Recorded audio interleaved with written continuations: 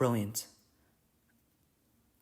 The first 6 episodes of the latest season of Andor was amazing. It built up a lot, but the payoffs with episode 3 and episode 6 were good. But overall, Andor season 2 so far didn't quite meet the highs that I had with Andor season 1. But with these 3 episodes, I am completely just flabbergasted because from start to finish, your eyes are glued to the screen, and I found myself, like biting my nails out of the anticipation and fear of what was going to happen next. What these episodes do so well is to build up the tension, to build up stakes, and it just creates this crescendo that I think is one of the best things on television right now. So today, let's talk about Andor BBY2, episodes 7 through 9. First, we're going to talk about episode 7, The Messenger. Right away, we see the negative states that happened between the last arc and this arc, where our main characters are now on Yavin 4. I actually now have more appreciation towards the Utter Jungle arc that we had in episodes 1 and 2. I mean, they're still weak in my mind, but like I thought it was interesting to build upon that and to see how much Yavin has grown. I thought that was an interesting touch. What the show does is it doesn't stick in all the references and setups to Rogue One, just like hit you in the face. It's like more subtle, and it builds up to that. Like Yavin 4, like we see this, but it's just not like, oh, there's General Draven. Like it's not like that. It's more subtle, and it just like brings a natural transition into Rogue One, which I think is going to be more evident in the next episodes. It's also more evident in episode 8 and 9. But yeah, Yavin 4's introduction is very good because now we see how the rebellion has shifted. It's not these individual groups that are running off. It's now a more concentrated mainstay group in Yavin 4. And it brings this, this sense of joy that we're seeing more of this on screen because we have not seen this many times before, but it's also bringing the sense of dread as we're getting closer to Rogue One, which I think is what great prequels should do, and that's what Andor does exceptionally here. We see Bix and Cassian talking about the blaster wound. What they built up here and eventually to the Force Healer was very well done.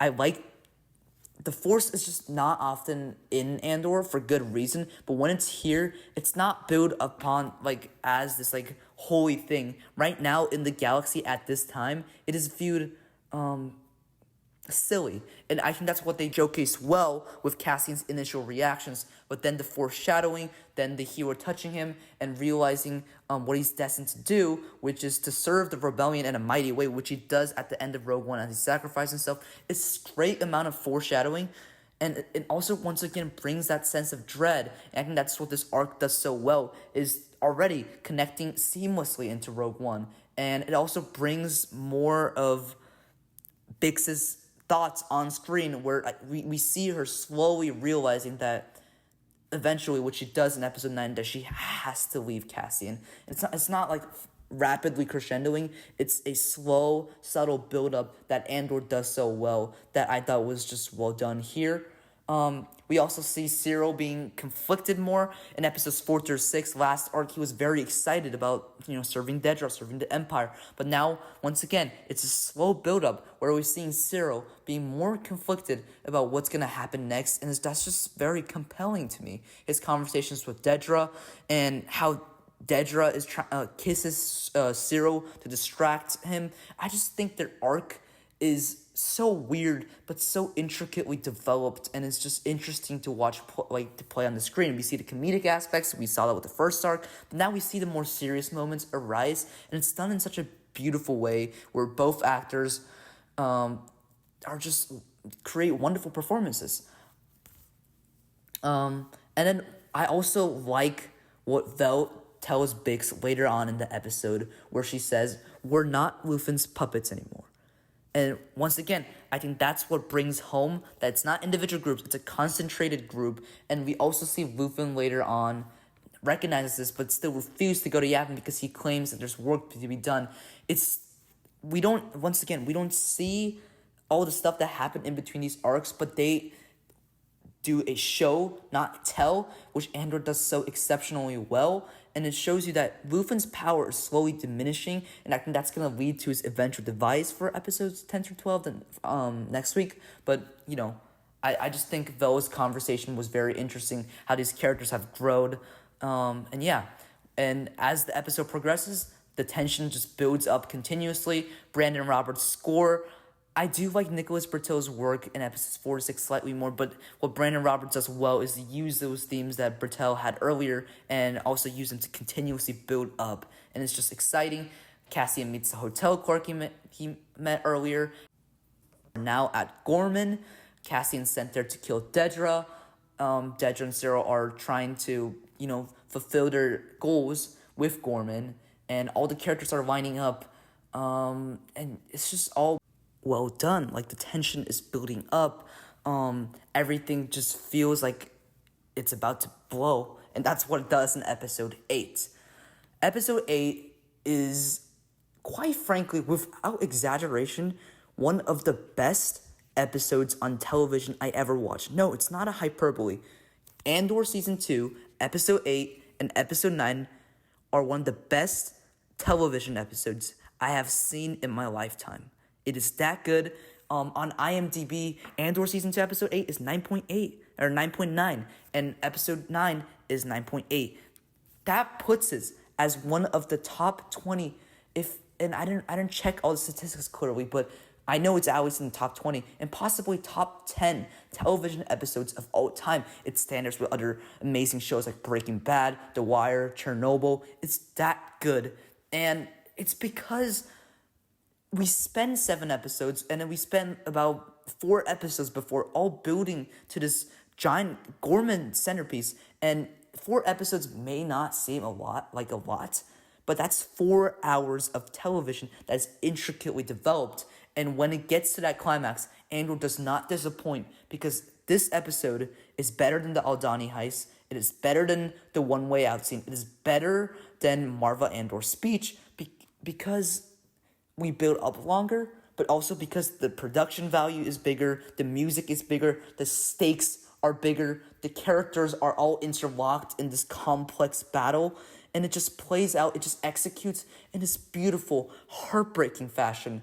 And yeah, we start Andor episode. I love that the fact that Rylance is looking for is realizing that the massacres is happening. There's a trap building, and that tension once again still builds in the earlier scenes of this episode.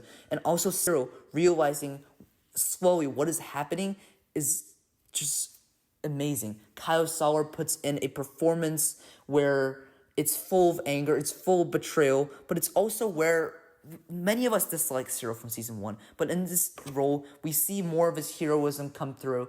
And he's human. He realizes what is happening.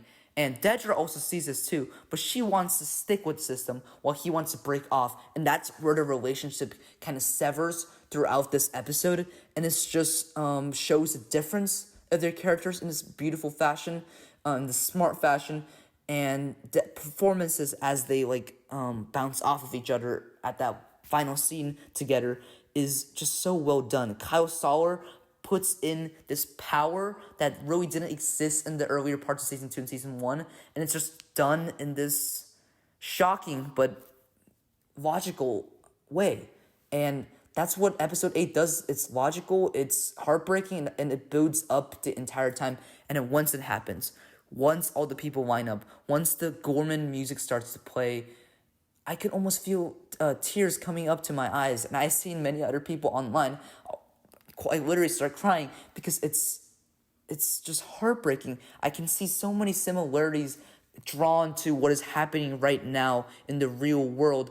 And the scary part is that this was written before that. And the Imperial's cruelty, the K2 droids are just horrifying to watch. And Cassian's slow fear, and we can see his resourcefulness, but he's struggling to escape. Wilman, I forgot her name, but Wilman's love interest and their battles together. And it's just heartbreaking by the time we get to the final scene where they have that final monologue. I was very, very emotional. I was shaking a bit. Is you just have to witness this for yourself if you haven't already. And they put so much emotion because they make all these characters feel like real characters. They make them feel like real humans, and they really hammer in how bad the Empire is and the way the writing works. With Tony Giro's writing team is that even the bad guys, even people like Dedra, you can see what they're thinking. And I almost felt bad for Dedra as she was having that panic attack in the safe room. And I think that speaks to how compelling this show is, because it's not just good and bad guys. Sure, there's the oppressive empire, which we know is inherently bad. And obviously we know that the rebels are trying to fight for what is good, but we can also see the gray sides in between. Going back to the fight between Cyril and Cassian, what Cassian says with "Who are you?" is perfection. I see interviews with Kyle Sauer where he's talking about this in the countless drafts they went through, but the one line they chose for this, "Who are you?" was just the best line they could have possibly chosen for that. Cyril spent many years searching for Cassian Andor, almost his entire Imperial life that he built with Dedra, that he built with all these Imperials, all these Gormans. That was all rooted from Cassian Andor, and him seeing that, and he was also lowering the blaster because he realizes that he was just piling all the anger towards Andor, and that, it was all silly. His fight was silly, but Ryland's killing him was just cold-blooded. I almost felt bad for Cyril, and that was also, I think, one of the best scenes that Andor ever had. It was just compelling from start to finish. And yeah, episode 8 was good. Episode 9 was also just phenomenal. Mon Moth, the production they had with the Senate Plaza, it was shot in Spain. I thought the production there was just incredible. Everything feels so big, like I mentioned before in previous reviews, but the scale and all the tensions just builds up exponentially because of how good the production value is. It just makes everything feel, and it doesn't feel clean, it doesn't feel modern, it doesn't feel lifeless, it all feels lived in. And yeah, and we see all these productions as the episode progresses. Bail Organa, a lot of people are complaining about the recast. I do wish Jimmy Smits were back for this, but yeah, I thought Bail Organa's recast was fine. And Mon Mothma, Genevieve O'Reilly, once again puts another Emmy-winning performance, or what I think should be an Emmy-winning performance, because episode 3, her dance sequence, is one of my favorite sequences I've ever seen in Star Wars.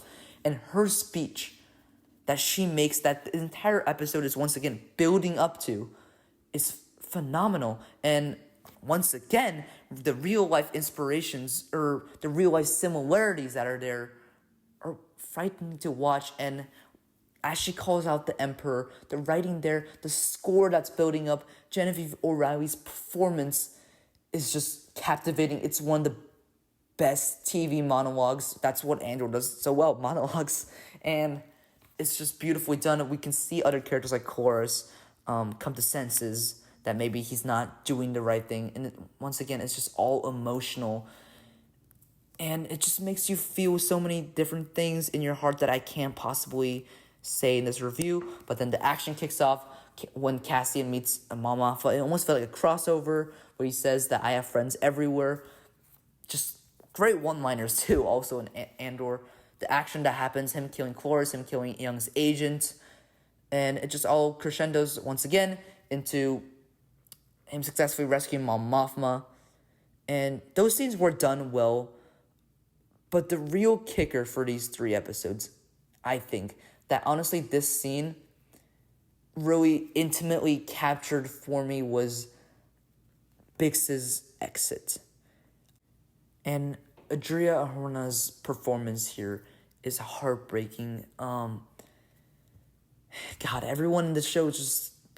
I feel like I'm saying this for every actor, but everyone in the show is truly incredible in their performances. How with the score, with the production, but just by their raw performance alone too, it's it made me really feel emotional. I really feel bad for Cassian. And the final line she says that we'll do all the things that we wanted to do together when it's all over, knowing that Andor is going to die at the end of this, actually broke my heart. It really almost got tears in me. I feel like I'm just repeating the words constantly, but it's heartbreaking, it's emotional. And those last minutes were some of my favorite Andor scenes. And then with K2SO's arrival, once again, seamless transition into Rogue One. And yeah, that's the arc. These 3 episodes were some of the best television episodes I ever seen in my lifetime. It's beautiful. It captures